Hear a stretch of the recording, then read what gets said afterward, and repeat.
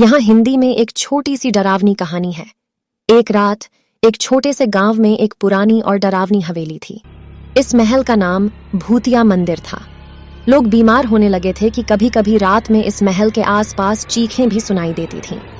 एक बार एक सुनसान रात में एक युवक ने इस महल में रात बिताने का फैसला किया। युवक के दोस्तों ने उसे रोकने की कोशिश की, लेकिन वह अजीब और उत्तेजित था। उन्होंने कहा, यह सिर्फ एक कहानी है और मैं डरता नहीं हूं। जैसे ही युवक महल में दाखिल हुआ, उसे एक अपरिचित आवाज सुनाई दी। वह कौन है? युवक ने कहा, मैं एक साहसिक यात्री हूं और मैं यहां केवल एक रात रुकना चाहता हूं। आवाज आई, वाह, तुम सचमुच बहादुर हो, लेकिन सावधान, यहां हड्डियां जलाने का भयानक भूत है। मैं नहीं डरता, मुझे उन राक्षसों से डरने की जरूरत नहीं है, युवक ने अपनी कठोरता बढ़ाते हुए कहा।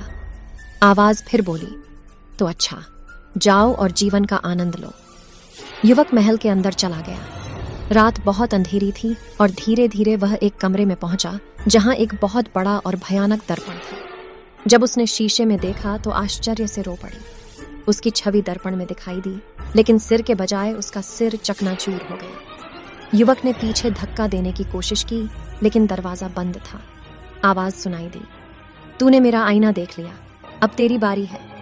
उस रात महल भूतिया चीखों से गूंज उठा और युवक को इसका सामना करना पड़ा। सुबह युवक की मौत की खबर सुनकर उसके दोस्त सदमे में आ गए। हवेली के बाहर खड़े होकर वे देखते हैं कि युवक के हाथ में एक दर्पण है और उसके बाल उसके भाई बसंत के हैं। यह कहानी असल में एक सच्ची कहानी है जो एक भुतहा मंदिर में घटी। आप भी सावधान रहें, क्योंकि भुतहा हवेलियों में अक्सर कुछ अज्ञात और रहस्यमय चीजें होती हैं।